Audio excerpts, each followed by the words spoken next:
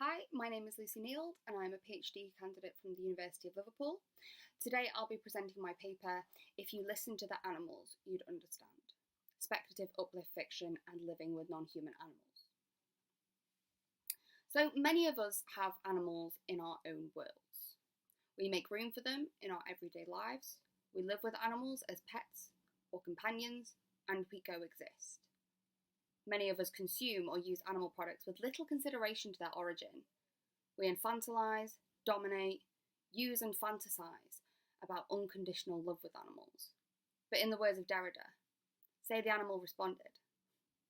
What would they say if we gave them speech? To consider this question, that is, how animals could potentially respond to our treatment of them, be it good or bad, as well as whether humans would actually listen to their point of view or not, I will be using an example of a speculative world in which animals are biotechnologically adapted so they can talk to humans. And that is Adam Roberts' novel, Bet. So Bet can be considered uplift fiction, which is a term used by David Brin, author of the Uplift War series. And this term is commonly used when non-human animals are provided with a human-style speech or voice or human-style sentience.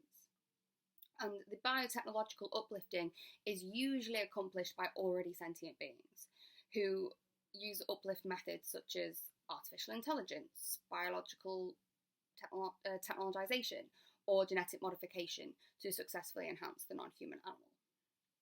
So before we carry on, it's important to acknowledge that there are other uses for the term uplift, and it's always worth considering these and how they impact the way we think about uplift fiction in terms of animals.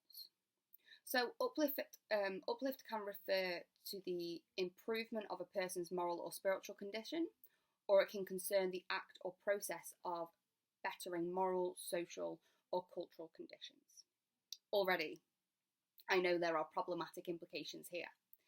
The term uplift has been associated with colonisation, when colonisers decided to educate the children in colonised countries or educate the children of slaves.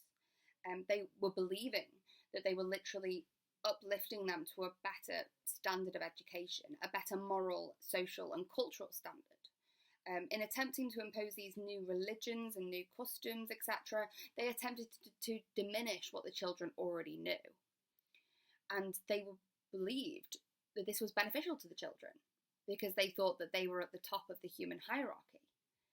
If you consider the alleged binary found in common colonial discourse, this structured and problematic term does nothing but reaffirm a false constructed hierarchy and assume dominion of some humans over another. So if we move back to uplift fiction, whilst considering uplift's other more problematic implications, we can allow ourselves to consider humans and animals and the constructed hierarchy that separates them. So this hierarchy does involve a number of issues, but one of the key issues that we'll be dealing with today is language and speech. So Roberts' Bet almost directly tackles Jeremy Bentham's question of the animal. But can they suffer?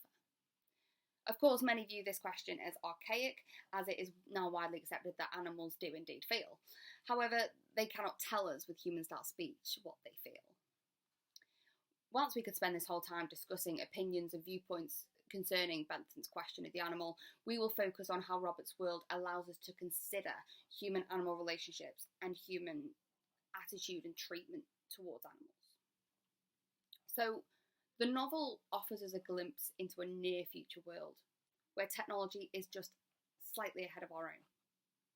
Animal rights activists have begun uplifting animals by implanting them with chips that enable the animals to talk. The initial intention of this technologisation is to give farm animals the ability to argue with those that are going to slaughter them. So there's this hope that the uncanniness of the situation or the argument that happens will prevent the killing of sentient creatures.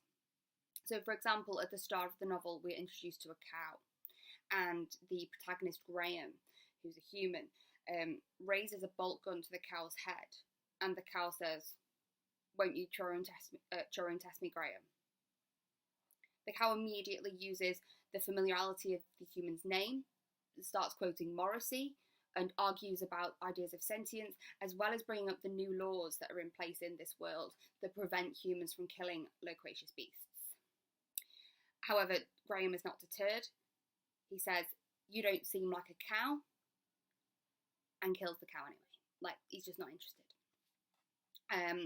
So this is our introduction to the nature and the technology of the type of uplift fiction in Robert's world, and the animal's response and behaviour towards the humans.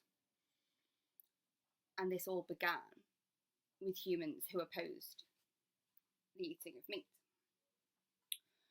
So after some years in this novel of chipping animals, more types of animals are chipped and they're edited, some intentionally and some accidentally, the world changes, becoming almost unrecognisable to our own.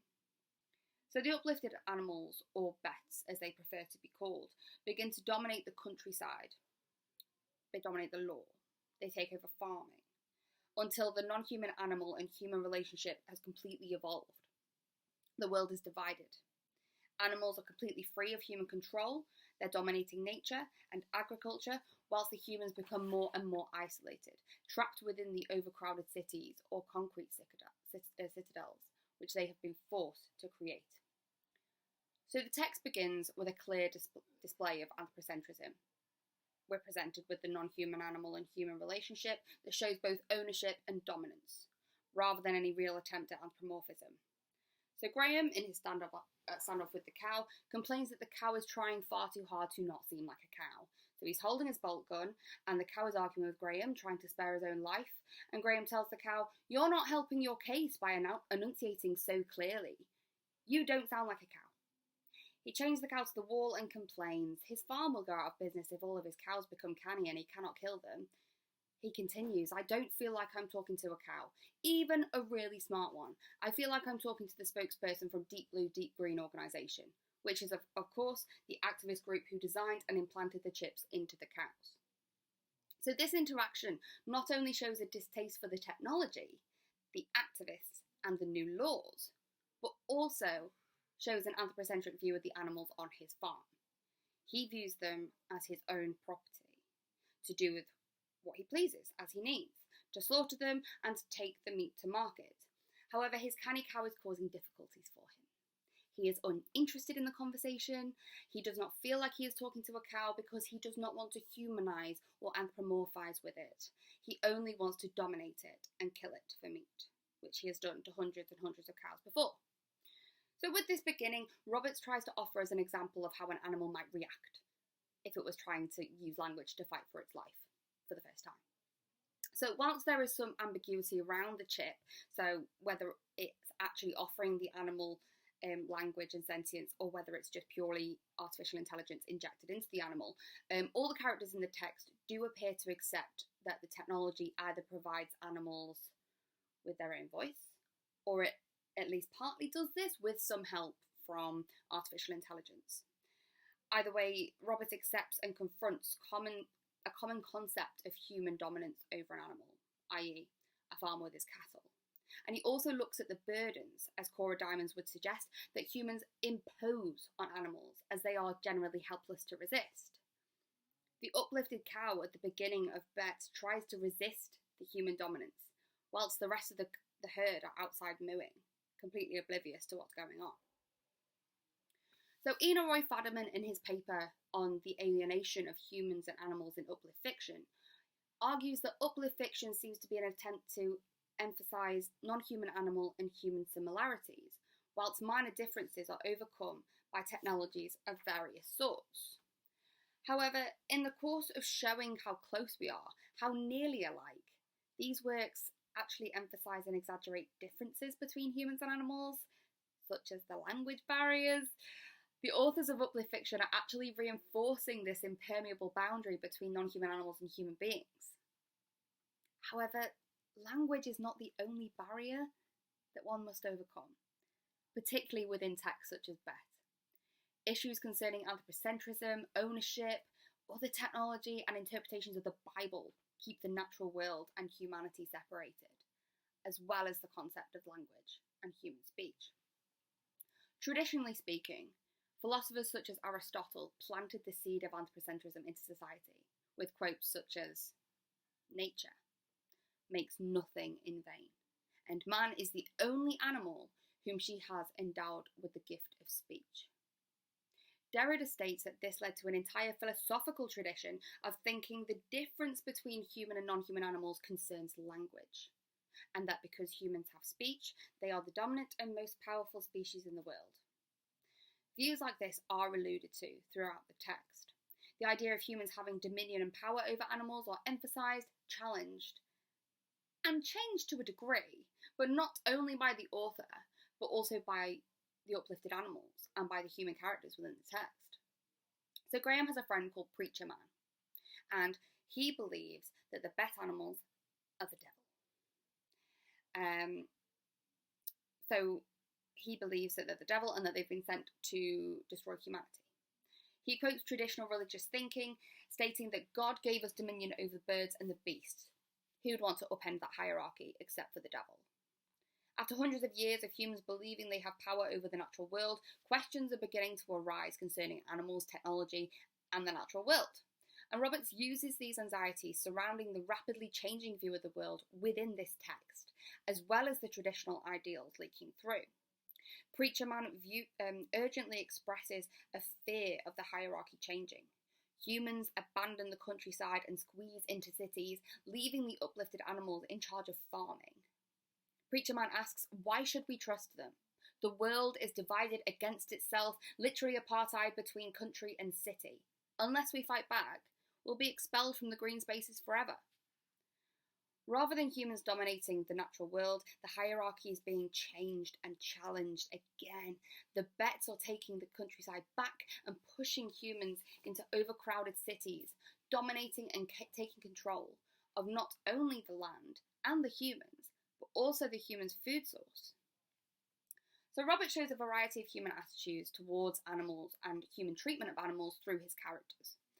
From Preacher Man's intense insistence that humans have dominion over animals, to the other end, the humans that feel guilt and shame for how humans have used animals.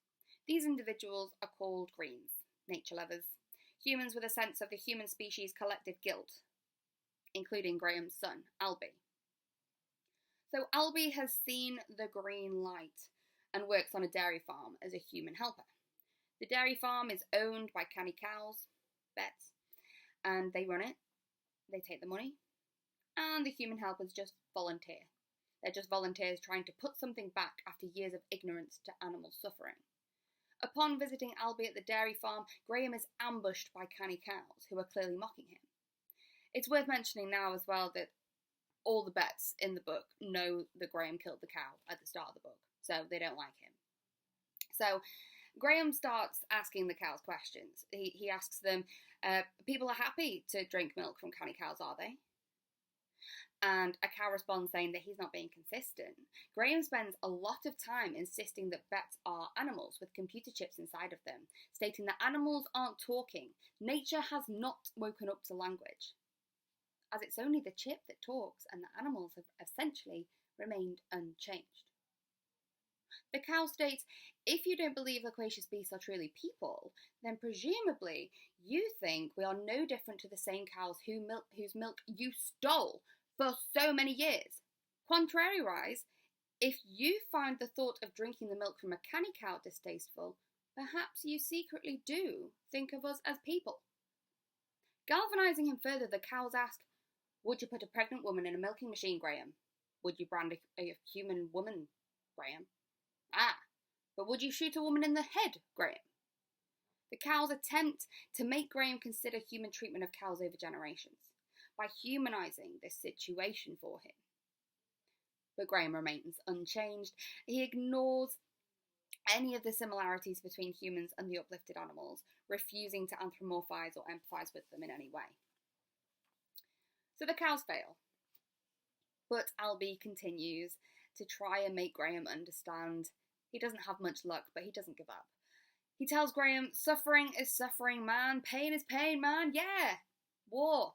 Maybe that's a human construct, but pain is universal. We got to take responsibility when we cause pain. alluding to Bentham's question of the animal by responding directly to it. Yes, animals can suffer, and we have contributed to their suffering, and we need to acknowledge that. Albie insists that he talks to the animals and they talk back, which enrages Graham. He says talk is the problem. Talk is what humans do, not what animals do. Talk is what we have, what makes us distinctive. Again, he's just reinforcing anthropocentric and traditional thinking. Albie responds to this. Animals have always had feelings and thoughts. It's just that only now they've been able to bring them out. Graham's conversations with Albie reveal a denial that exists in reality, as well as fiction. Graham would rather view the Bets as computer programs inside of animals rather than acknowledge that animals can actually suffer. Much like people who like to eat meat but don't want to think about an abattoir, or people who use animal products without considering the origin or potential suffering that might have occurred. So Roberts does not only provide examples of anthropocentrism or extreme anthropomorphic activism, he also provides an example of human-pet relationships and how giving the pet, in this case a cat called Cincinnatus, a human-style voice, and how this affects the relationship between the human and the animal. So unlike some of the other Bets who chose to escape human owners and populate the countryside, Cincinnatus the cat chooses to stay with his human, a woman called Anne. So Anne says that Cincinnatus is her best friend. He is always there for her, and we learn that Anne's husband left her because she loved the house cat more than she loved him. And she confesses, and she says, yes, I do. Cincinnatus is my only true friend of my life. Graham is outraged.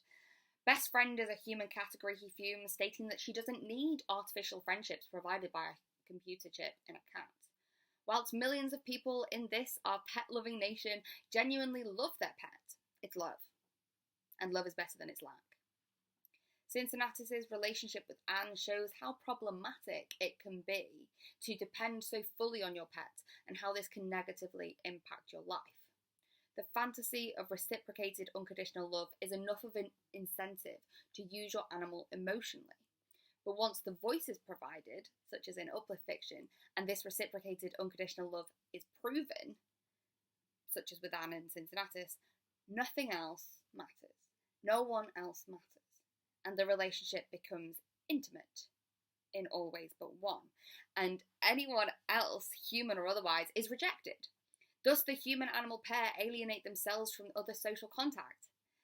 Anne ignores any possible relationship with Graham because of her love for her cat. This problematic and intense relationship, which is surprisingly not uncommon in the real world, some humans would rather choose to make room for an animal in their worlds and in their lives, rather than a potential human partner or human friend for fear of being hurt. So as the novel progresses, these Bets become legal citizens, and it becomes apparent that there is a shift in the hierarchy of this novel. So giving non-human animals a human-style voice challenges the human-non-human animal relationships, and the animals actually begin to dominate. The hierarchy flips. So the uplifted animals monopolise the farming industry and the countryside, and they end up controlling all the food sources. So this text forces the consideration of the human treatment and attitudes towards animals and how the animals could respond to this.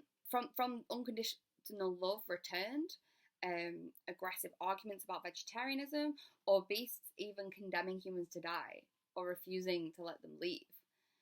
These possible responses force us to consider how animals are treated in the world today. Bets carry animals refuse to be identified as animals, humans, or property of any kind.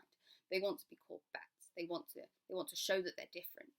And this text does not offer us a liminal phantasmagorical space where traditional philosophies are challenged or abolished, but rather this text reaffirms the separation of humans and non-human animals, whilst uprooting and rearranging the hierarchy.